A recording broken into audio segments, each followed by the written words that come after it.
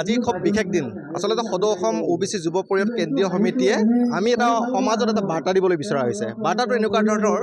যে এছাম শিক্ষিত মই এছাম শব্দটো উল্লেখ কৰিছোঁ এছাম শিক্ষিতই বৃদ্ধাশ্ৰমত থোৱাৰ প্ৰৱণতাটো বাঢ়ি আহিছে আৰু সেই প্ৰৱণতাটোৰ বিৰোধিতা কৰিয়েই আমি সদৌ অসম OBC যুৱ পৰিষদ কেন্দ্ৰীয় সমিতিয়ে আজি দৰং জিলাৰ মঙলদৈ সমষ্টিৰ পিপৰীয়া দোকানৰ পৰাই এটা যাত্ৰা আৰম্ভ কৰিছোঁ যে মাতৃ বন্দনা আৰু ইয়াৰ পিছৰ পৰ্যায়ত আপোনালোকে জ্ঞাত হ'ব বা আপোনালোকৰ জৰিয়তে প্ৰচাৰ কৰা হ'ব যে পিতৃ বন্দনা কাৰ্যসূচী আমি হাতত ল'ম মাতৃ বন্দনা আৰু পিতৃ বন্দনাত আমি অসমৰ ৰাইজৰ মাজত এখন নতুনকৈ এটা যাত্ৰা হিচাপে আৰম্ভ কৰি আজিৰ পৰাই আমাৰ এই পদক্ষেপটো আৰম্ভ কৰা হৈছে আচলতে পৰিয়ালটোৱে আচলতে চমক চন্দ্ৰ ডেকা আৰু তেওঁলোকৰ গোটেই সাতো ভাই ককাইৰ মাজত যি সম্প্ৰীতিৰ এনাজৰী তেখেতসকলৰ যিটো মিলা প্ৰীতি আৰু তেখেতসকলে যি মাতৃপ্ৰেমৰ যি আদৰ্শ দেখুৱাইছে অসমবাসী ৰাজ্য হিচাপে আমি আপোনালোকৰ সংবাদ মাধ্যমৰ জৰিয়তে গোটেই নিউজটো বাতৰিটো আমি দেখিলোঁ দেখাৰ পিছত আমি উপলব্ধি কৰিলোঁ যে আমাৰ দায়িত্ব আছে কৰ্তব্য আছে আমাৰ পৰিয়ালটোৰ প্ৰতি চিনাকি কৰি দিয়া অসমৰ ৰাইজক চিনাকি কৰি দিয়াৰ এটা সুযোগ আছে আৰু তেওঁলোকক এটা স্বীকৃতি দিয়াৰ প্ৰয়োজন আছে আৰু স্বীকৃতি আৰু সন্মান হিচাপে আজি তেখেতসকলৰ বাসগৃহত পদূলিত আমি মাতৃ বন্দনা কৰিছোঁ আজি আপোনালোকৰ সহযোগত মাতৃ বন্দনা আমি ভাই ককাই 7জন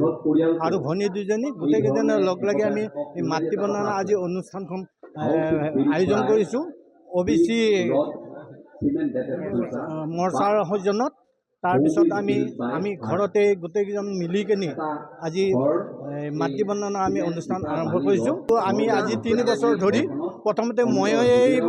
মানে উৎপত্তিটো কৰিলোঁ তেওঁলোকক ক'লোঁ যে আমি মাতৃক শ্ৰদ্ধা কৰিব লাগে পিতৃ মাতৃক শ্ৰদ্ধা কৰিব লাগে তাৰপিছত শিক্ষাগুৰুক শ্ৰদ্ধা কৰিব লাগে আৰু দীক্ষাগুৰু শৰণদাতা গুৰুক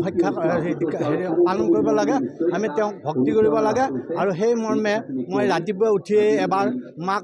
প্ৰণাম কৰি সদায় আগবাঢ়ি যাওঁ কামত আৰু শেষত মানে